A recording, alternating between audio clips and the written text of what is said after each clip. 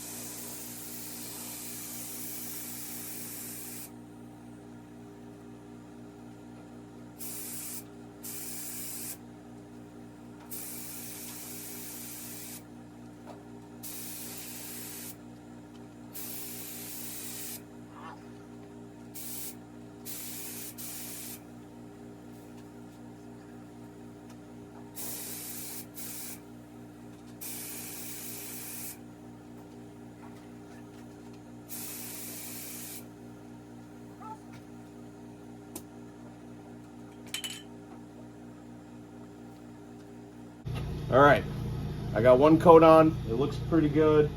The only thing is I could tell my air compressor just doesn't have enough, but like enough air, because it's only a 25 gallon. But so at least we'll have some time between coats, so the air compressor can fill up again, and we should be able to get another second coat on there, and I think we'll be good to go.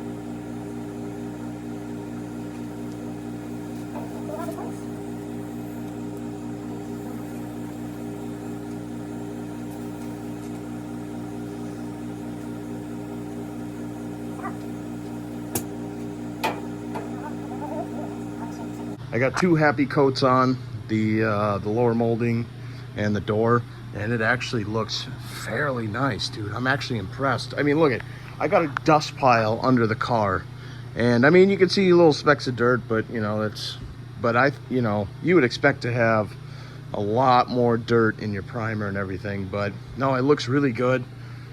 Laid out really nice, as you can tell by watching. Maybe you can't, I don't know, but you could definitely tell the air compressor just cannot keep up, but it laid out very nice after the second coat. Very happy with it. I just wanted to make sure. I could do that edge just a little bit better, but I think it'll be fine. It's not a big deal. It's not a big deal because I'll be priming the backside anyways, which I'll just back tape on that, and you know, we'll get paint coverage. But man, fairly impressed with the Harbor Freight cups. Man, they spray. I mean, it's amazing to me that you can get this for way cheaper, these liners and stuff.